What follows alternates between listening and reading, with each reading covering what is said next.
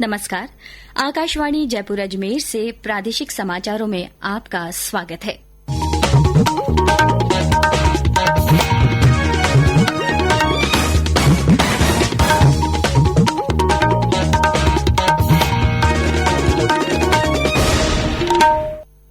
मुख्य समाचार। केंद्रीय गृह मंत्रालय ने गैर हॉटस्पॉट क्षेत्रों में कुछ शर्तों के साथ दुकानें खोलने की दी छूट। राज्य में कोरोना संक्रमित लोगों की संख्या बढ़कर हुई 2034। 493 लोग संक्रमण से हुए मुक्त। चांद दिखने के साथ ही रमजान का महीना शुरू। प्रधानमंत्री नरेंद्र मोदी ने लोगों को बधाई दी। और मौसम विभाग ने बीकानेर, जयपुर, कोटा और अजमेर संभाग में आंधी के साथ हल्की बरसात की संभावना व्यक्त की।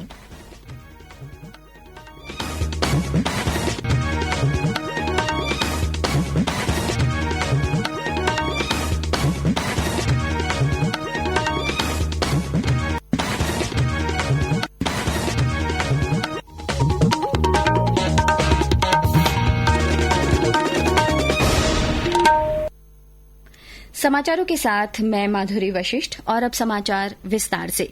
केंद्रीय गृह मंत्रालय ने गैर हॉटस्पॉट क्षेत्रों में कुछ शर्तों के साथ आज से दुकानों को खोलने की छूट दे दी है। दुकान और प्रतिष्ठान अधिनियम के तहत पंजीकृत कुछ श्रेणियों की दुकानें खोलने का फैसला किया गया है। मंत्रालय द्वारा जारी आदेश में कहा गया है कि नगर निगम क्षेत्र और नगर पालिका सीमा से बाहर स्थित दुकानों को संशोधित लॉकडाउन प्रतिबंधों से छूट रहेगी। सरकार ने निगम क्षेत्रों के आवासीय परिसरों में स्थित दुकानों सहित आसपास के क्षेत्रों की दुकानों को भी खोलने की अनुमति दी है।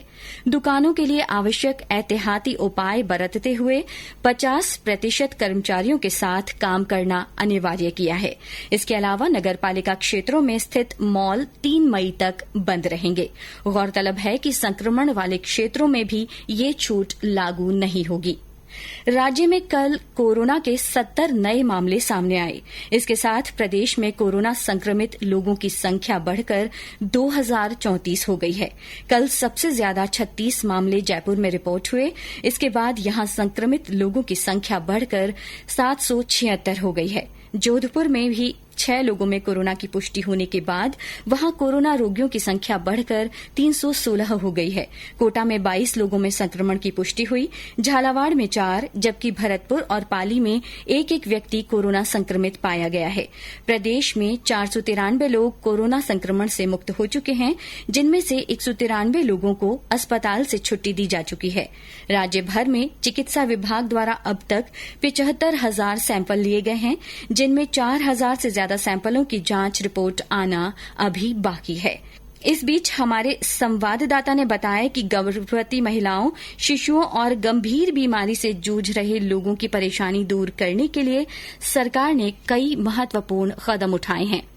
जयपुर के एसएमएस अस्पताल में मिलने वाली ओपीडी की सभी सुपर स्पेशलिटी सेवाएं जल्द ही शहर के 3 अन्य अस्पतालों में उपलब्ध कराई जाएंगी, ताकि एसएमएस अस्पताल में जाने से घबरा रहे अन्य मरीजों को स्वास्थ्य सुविधाएं मिल सके। इसके लिए कामाटिया अस्पताल, सेठी कॉलोनी और बनी पार्क सैटेलाइट अस्पतालों को चिन्हित किया गया है। जिला मुख्यालयों पर स्थित मातृ और शिशु स्वास्थ्य केंद्र तथा सामुदायिक स्वास्थ्य केंद्रों पर महिलाओं और शिशु स्वास्थ्य की सभी सुविधाएं पहले की तरह उपलब्ध कराने के निर्देश दिए गए हैं। सरकार ने निजी अस्पतालों को भी निर्देश दिए हैं कि वे रोगियों को स्वास्थ्य सुविधाएं उपलब्ध कराएं, अन्यथा उनके खिलाफ कार्रवाई की जाएगी। जितेंद्र द्विवेदी, आकाशवाणी समाचार, जयपुर।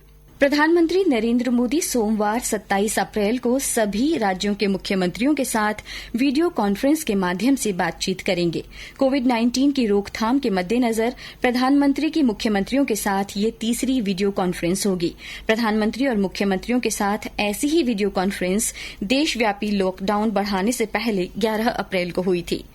ईरान से एयरलिफ्ट करके जोधपुर और जैसलमेर मिलिट्री स्टेशन स्थित क्वारंटीन कैंप लाए गए 1036 भारतीयों में से 671 को 4 दिन में ही सेना ने अपने घर पहुंचा दिया है।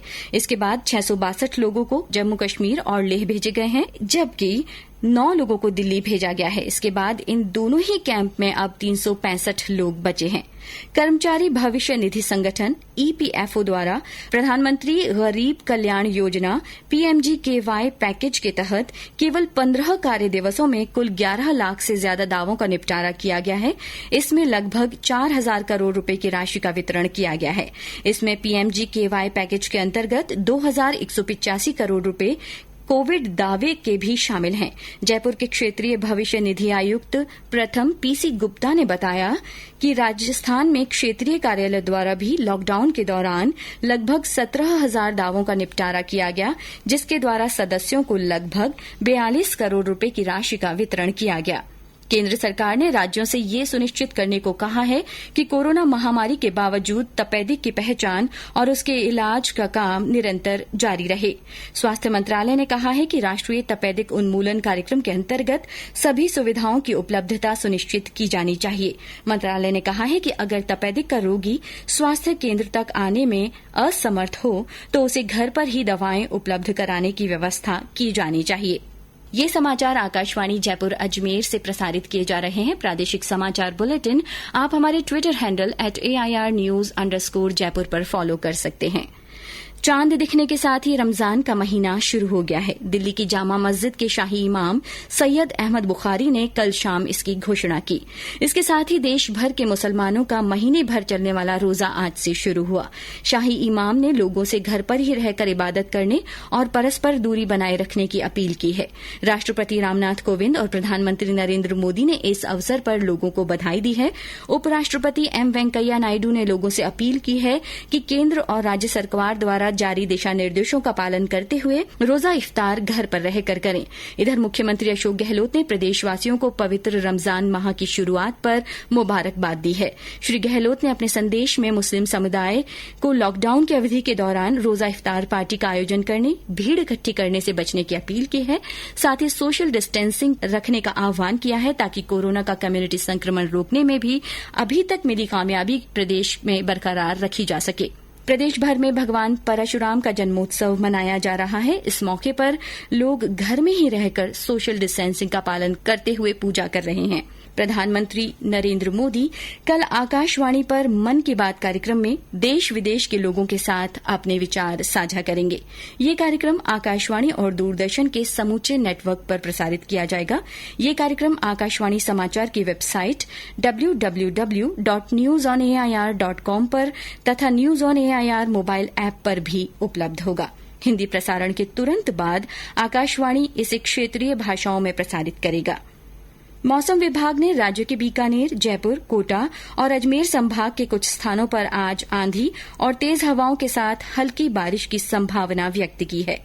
विभाग ने कहा है कि चूरू, सीकर, झुंझुनू, अलवर, भरतपुर, धौलपुर जिलों में भी तेज हवाओं के साथ हल्की से मध्यम दर्जे की बारिश हो सकती है। आने वाले कुछ दिनों तक मौसम का मिजाज ऐसा ही रहने की संभावना है। मौसम में आए बदलाव के कारण प्रदेश में कई स्थानों पर दिन के तापमान में 2 से 5 डिग्री तक की गिरावट दर्ज की गई है। श्रोताओं से निवेदन है कि वे कोरोना संक्रमण के संबंध में सोशल मीडिया पर आ रही भ्रामक जानकारियों को साझा न करें और घरों में ही रहें। सतर्क रहें और आकाशवाणी समाचार सुनते रहें। श्रोता कोरोना वायरस से संबंधित किसी भी सहायता के लिए केंद्र और राज्य सरकार की ओर से जारी हेल्पलाइन नंबर पर फोन कर सकते हैं। केंद्र का नंबर है 011-239-78046। वहीं राज्य का नंबर है 0141-222-5624। बीकानेर आज अपना 533वां स्थापना दिवस मना रहा है। इस दौरान लॉकडाउन के चलते किसी भी प्रकार के सामाजिक आयोजन नहीं रखे गए हैं। हालांकि बीकानेर वासियों के लिए सोशल मीडिया पर कुछ आयोजन किए जा रहे हैं। जिला कलेक्टर कुमार पाल गौतम ने सभी लोगों को बधाई देते हुए घरों में रहने की अपील की है। अंत में मुख्य समाचार एक बार फिर। केंद्रीय गृह मंत्रालय ने गैर हॉटस्पॉट क्षेत्रों में कुछ शर्तों के साथ दुकान खोलने की छूट दी है। राज्य में कोरोना से संक्रमित लोगों की संख्या बढ़कर 2034 हो गई है। 493 लोग संक्रमण से मुक्त हो चुके हैं। चांद दिखने के साथ ही रमजान का महीना शुरू हुआ। प्रधानमंत्री नरेंद्र मोदी ने लोगों को बधाई दी है।